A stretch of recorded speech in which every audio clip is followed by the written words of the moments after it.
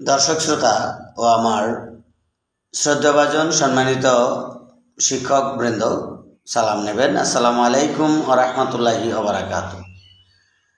আজ আমি এপ্রিল মাস এর বেতন সম্পর্কে কিছু কথা বলবার জন্য আপনাদের মধ্যে আসলাম। আজ মে মাসের 14 তারিখ। এপ্রিল মাসের বেতন এখনও কোনো শিক্ষক কর্মচারী পাননি। বিদায়ী শিক্ষক উপদেষ্টা শিক্ষকদের 1 বা 2 তারিখের মধ্যে বেতন দেওয়ার জন্য ইএফটি কার্যক্রম চালু করেন। এর মাধ্যমে ইতিপূর্বে শিক্ষকদের সকল তথ্য উপাত্ত সন্নিবেশ করা হয়েছে। এরই হালকা ত্রুটি বিচ্যুতি নিয়ে আমলা এবং কর্মকর্তারা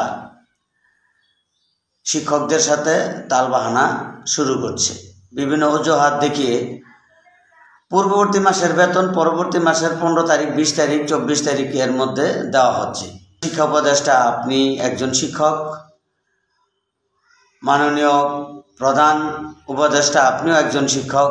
তাই এই শিক্ষকদের বেতন দেওয়ার মূল কারণ জেনে তদন্ত সাপেক্ষে এর ব্যবস্থা নেবেন এবং আপনাদেরকে অনুরোধ করব ইএফটির মাধ্যমে যেন আমাদের বেতনগুলো পরবর্তী মাসের বেতন যে প্রদান করা হবে সেটি 1 থেকে 2 তারিখের মধ্যে যেন প্রদান করা হয়।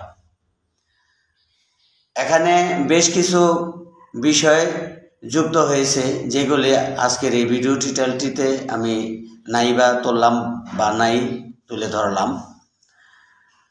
এমনিতেই বেসরকারি শিক্ষা প্রতিষ্ঠানের শিক্ষক কর্মচারীবৃন্দ অল্প বেতনে তাদের পরিবার পরিজন নিয়ে অত্যন্ত কষ্টে দিনাতিপাত করছে। সেই ক্ষেত্রে যদি তারা পূর্ববর্তী মাসের বেতন পরবর্তী মাসের 15-20 তারিখের পরে পায়, তাহলে তাদের অস্তিত্বের একটা প্রশ্ন দাঁড়ায়।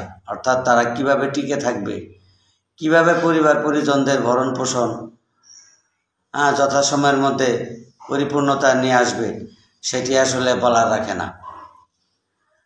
আগামী ঈদুল আজহার পূর্বে অবশ্যই এপ্রিল মাসের বেতন তো পরিশোধ করতেই হবে এবং মে মাসের বেতন ও 30 তারিখের মধ্যে প্রদান করার জন্য মাননীয় শিক্ষা উপদেষ্টা এবং প্রধান উপদেষ্টার নিকট সুনির্বন্ধন অনুরোধ জ্ঞাপন করছি।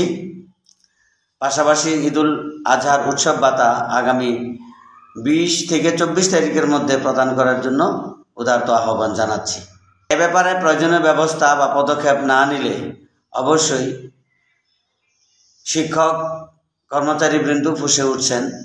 তারা অনতিবিলম্বে বিদ্যালয়ের শ্রেণী কার্যক্রম থেকে বিরত থাকবে।